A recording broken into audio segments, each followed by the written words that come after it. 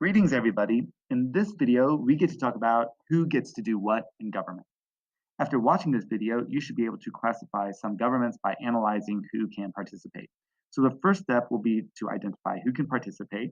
The second step will be to determine what type of government we are talking about based on that participation.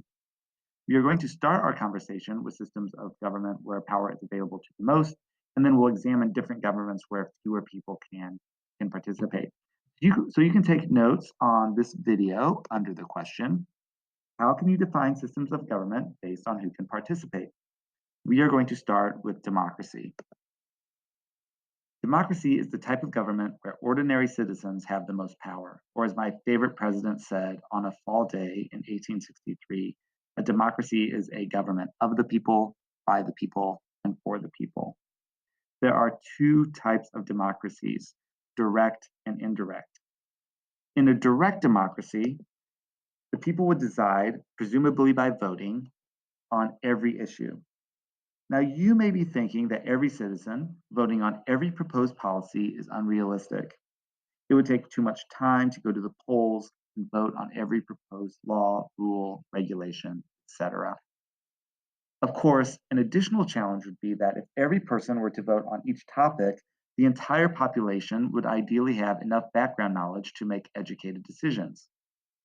That might be difficult, if not impossible, when there are complex geopolitical, economic, scientific, and social values at play. Yeah, if direct democracy were to work, it could only exist where there are small populations in relatively simple societies.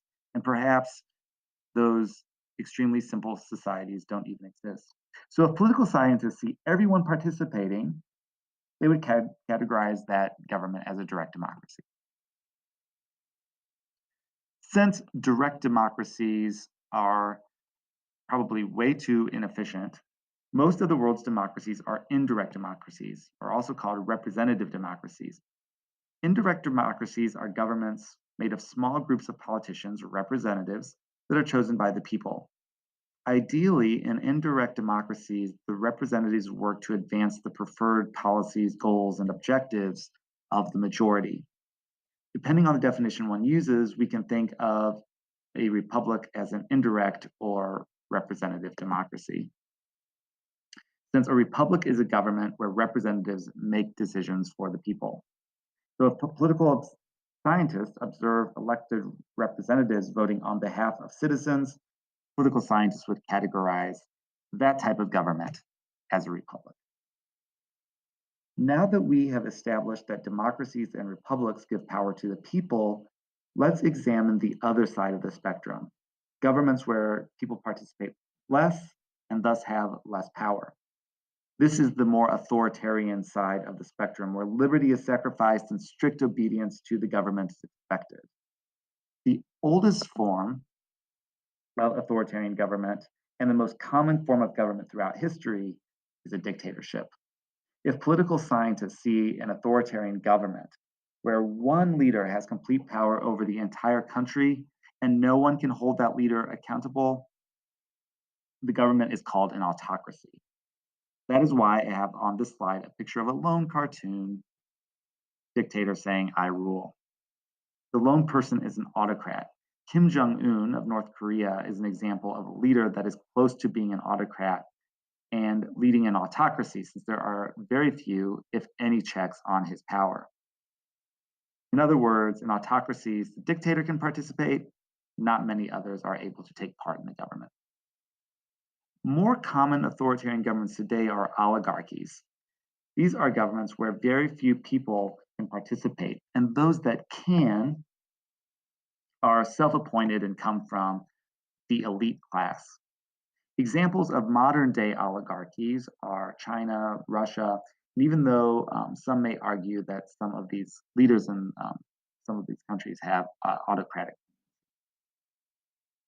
The last form of government we'll discuss in this video that may have authoritarian tendencies are theocracies. Professor of political science, Daniel Shea, describes a theocracy as a state whose legal system is based on religious law. An example of a theocracy in the modern day is Iran. All laws in Iran must follow Islamic or Sharia law. Iran does have a parliament, but the most powerful political figure in Iran is the supreme leader. And that supreme leader is not elected by the people, but is rather chosen by an Iranian religious board. That chosen religious leader becomes the supreme leader and makes all decisions for the state. While theocracies were common in earlier civilizations, they are not all that common today. Now that you've watched this video, you should be able to describe who can participate in democracies, autocracies, oligarchies, and theocracies. But remember, everyone is always welcome to participate in government class, a class of the people, by the people, and for the people. I love you, Abe. Thanks for watching. Oh, and speaking of Lincoln, what did one penny say to the other? We make sense. I didn't write that joke either.